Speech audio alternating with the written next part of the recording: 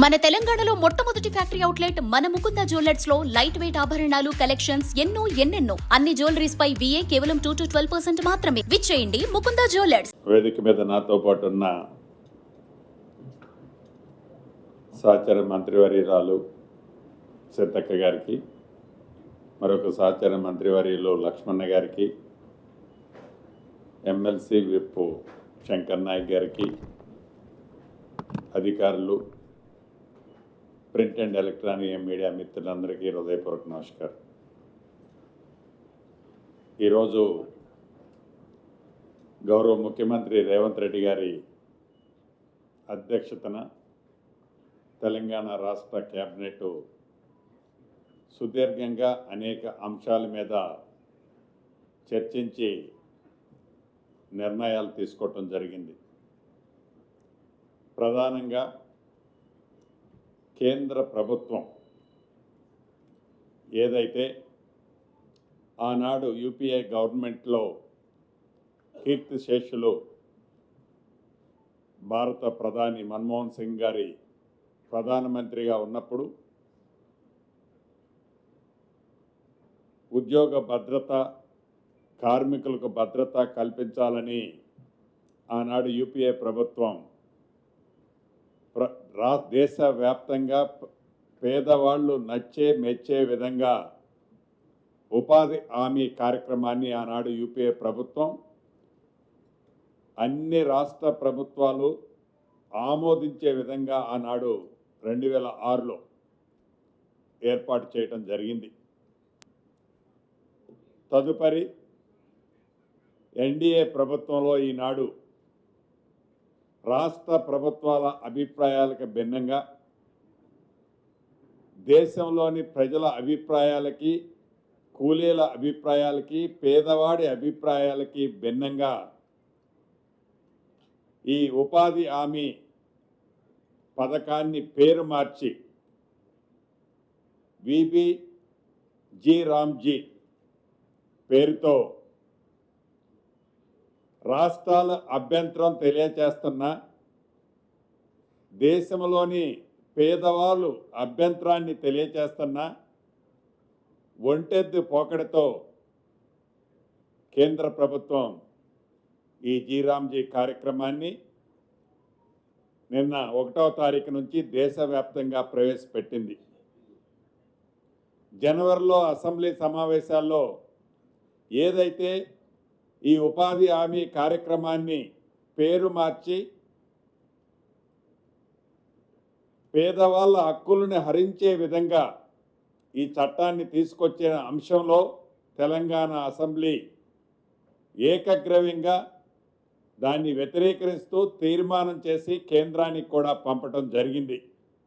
అయినా ఒంటెద్దు పోకడతో కేంద్ర ప్రభుత్వం ససేమరా అంటే ససేమరా అనే విధంగా ఒక్క లైను, ఒక పులి స్టాపు, కామా కూడా వారు అనుకున్నది మార్చకుండా యాజ్ ఇట్ ఈజ్గా నిన్న జూలై 1వ తారీఖు నుంచి దేశవ్యాప్తంగా దీన్ని ఇంప్లిమెంటేషన్ చేయటం జరిగింది. దీని మీద రాష్ట్ర ప్రభుత్వం గౌరవ సహచర మంత్రివర్యులు ఉత్తమ్ కుమార్ రెడ్డి గారితో ఒక కేబినెట్ సబ్ కమిటీని కూడా ఏర్పాటు చేసి దేశంలోని మిగతా రాష్ట్ర ప్రభుత్వాలు దీని మీద ఏ రకమైన ఆలోచనలో నిర్ణయాలు తీసుకుంటున్నారో అదే రకంగా ఈ కొత్త చట్టంలో ఏమేమి మార్పులు చేశారో ఈ మార్పులు చేయటం వలన రాష్ట్ర ప్రభుత్వానికి కానీ, కార్మికులకి, కర్షకులకి, నిరుపేదలకి ఎంత నష్టము జరుగుద్దో దాన్ని ఎలా ఫుల్ఫిల్ చేయగలుగుతామో ఈ సబ్ కమిటీని ఒక రిపోర్టు ఇవ్వమని గౌరవ ముఖ్యమంత్రి గారి సూచనలతో సబ్ కమిటీని వేశారు. ఆ రిపోర్టుని ఈరోజు క్యాబినెట్లో చాలా క్షుణ్ణంగా, అంటే ఇంత డిబేట్ ఎప్పుడూ జరగలేదు. ఎందుకంటే ఇది కార్మికులకు సంబంధించింది, పేదవాళ్ళకి, పేద కుటుంబానికి సంబంధించింది. చాలాసేపు దీని మీద డిస్కషన్ చేసి అనివార్యంగా దేశంలోని కొన్ని రాష్ట్రాలు ఏవైతే ఒప్పుకున్నాయో అదే రకంగా తెలంగాణ రాష్ట్రం కూడా గత్యంతరం లేని పరిస్థితిలో ఒప్పుకుంటూ న్యాయపరంగా దీని మీద న్యాయపరంగా దీని మీద అప్రోచ్ అవ్వాలని ఈరోజు కేబినెట్ తీర్మానించడం జరిగింది. అదేవిధంగా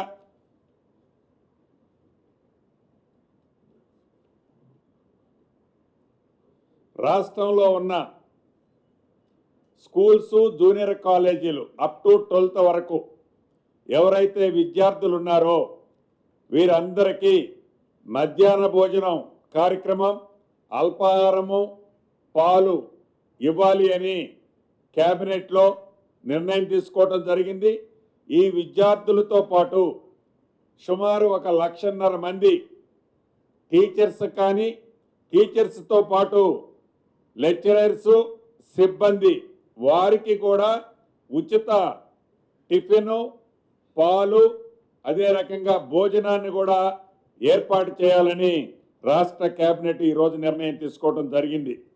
అదే రకంగా పేదవాడికి మంచి వైద్యం ఇవ్వాలని ఈ రాష్ట్ర ప్రభుత్వం ఏదైతే దృఢ సంకల్పంతో ఈ వైద్య హెల్త్ సెక్టార్ని మరింత స్ట్రెంథెన్ చేసే దాంట్లో భాగంగా టిమ్స్ సూపర్ స్పెషాలిటీ హాస్పిటల్తో పాటు సనత్ నగరు, ఎల్బీ నగరు, అల్వాలలోని TIMS, Warangal super speciality hospitals already as early as possible complete చేస్తూ వాటిని రన్నింగ్లోకి తీసుకురావడానికి 6,278 పోస్టులు, 6,278 వివిధ కేటగిరీలకు సంబంధించిన పోస్టులను కూడా రాష్ట్ర కేబినెట్ ఆమోదించడం జరిగింది.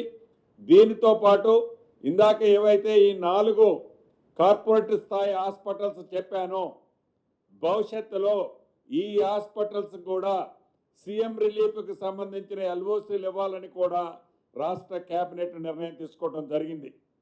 అదేవిధంగా రాష్ట్ర ప్రభుత్వం హైదరాబాదులో ఏదైతే రివర్ ఫ్రంట్ ఉందో మూసి ప్రక్షాళన చేసే దాంట్లో భాగంగా ఫేజ్ 1కి సంబంధించి గాంధీ సరోవరకు ఉన్న వి షేప్లో ఉన్న ఆ మూసీ రివర్ని 21 కిలోమీటర్లు ఫస్ట్ ఫేజ్లో రాబోయే కొద్ది రోజుల్లో టెండర్ పిలవటానికి ప్రిపేర్ చేశారు.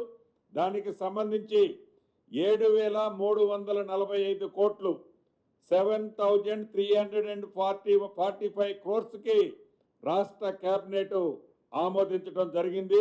ఫస్ట్ ఫేజ్కు సంబంధించిన ఈ 21 కిలోమీటర్లకు సంబంధించి దీనివల్ల రాబోయే రోజుల్లో ఏ ఉద్దేశంతోనైతే ఈ మూసీ పరివాహక ప్రాంతంలో ఉండే ప్రజలు కొన్ని దశాబ్దాలుగా ఇటు మురుగుతో అటు వరదలు వచ్చినప్పుడు అభద్రతతో ఉన్నారో శాశ్వతంగా వారికి మంచి జరగటమే కాకుండా అదే రకంగా లింక్ రోడ్డు లాగా ఈ మూసీకి బోత్ సైడ్స్ ఉన్న బ్యాంకుల్ని డెవలప్ చేసి ఇంప్రూవ్ చేసి దీన్ని రహదారుల వల్ల అంతర్గతంగా ఈ కోర్ సిటీలో ఉన్న ప్రజలకి ట్రాన్స్పోర్టు ప్రయాణానికి మరిన్ని వసతులు సౌకర్యాలు కూడా కలుగుద్దనేది కూడా మీ ద్వారా రాష్ట్ర ముఖ్యంగా జిహెచ్ఎంసీ పరిధిలో ఉండే ప్రజానికానికి తెలియజేస్తున్నాం.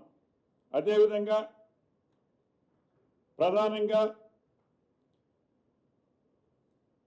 వరంగల్ జిల్లా నెక్కొండ మండలం బొల్లికుంట గ్రామంలో గోదాముల కోసం ఒక 50 ఎకరాలు, అంటే గతంలో గోదాములు అంటే ఒక 5 ఎకరాలు 6 ఎకరాలతో కేటాయించి ఒక చిన్నపాటి సైజుతో నిర్మించేది. ఇక్కడ భారీ గోదాములు ఏర్పాటు చేయాలని, అదే రకంగా కట్టాల మండలం కర్కలపాడు గ్రామంలో కూడా ఒక 10 ఎకరాలు ఇలా గోదాములకు సంబంధించి ఒక 5-6 కాన్స్టిట్యున్సీస్లో, అదే రకంగా జవహర్ నవోదయకు సంబంధించి మహబూబాబాద్ జిల్లా పెద్దాయిపల్లి గ్రామంలో 20 ఎకరాలు, సూర్యాపేట జిల్లా కోదాడులో 19 ఎకరాలు, జగిత్యాల జిల్లాలో కేంద్రీయ విద్యాలయానికి సంబంధించి 5 ఎకరాలు, అదే రకంగా కేంద్ర రాష్ట్ర ప్రభుత్వాలకు సంబంధించిన వివిధ సంస్థలకి కూడా కొన్ని భూములను కేటాయించడం జరిగిందని మీ ద్వారా రాష్ట్ర ప్రజలకు ఈరోజు కేబినెట్లో జరిగిందని మీ ద్వారా రాష్ట్ర ప్రజలకు తెలియజేయడం జరుగుతుంది. థ్యాంక్ యూ అన్న. ఎస్ సుప్రీంకోర్టుకి కూడా అప్రోచ్ అవ్వాలని ఈరోజు కేబినెట్ నిర్ణయం తీసుకోవడం జరిగింది. ఇది ఇన్కార్పొరేట్ దీంట్లో జాయిన్ అవుతూనే మనకు ఉన్న హక్కులు ఏవైతే ఉన్నాయో ఆ హక్కులని రక్షించుకునే దాంట్లో న్యాయస్థానం సుప్రీంకోర్టుకి అప్రోచ్ అవ్వాలన్నది కూడా కేబినెట్ నిర్ణయం తీసుకోవడం జరిగింది. అంటే యాజ్ ఇట్ ఈజ్గా అన్ని స్టేట్లు కూడా ఇన్కార్పొరేట్ అయ్యాయి. వాళ్ళు మనలాగానే మిగతా స్టేట్లు కూడా న్యాయ పోరాటానికి ప్రిపేర్ అవుతున్నారు. ఈరోజు ఆ డిబేట్ రాలేదు. ఎస్ 1-2 ప్లేసెస్లో ఇవ్వటం, అందుకే నేను చెప్పాను కేంద్ర రాష్ట్ర ప్రభుత్వాలకు సంబంధించిన కొన్ని కేటాయించడం జరిగింది.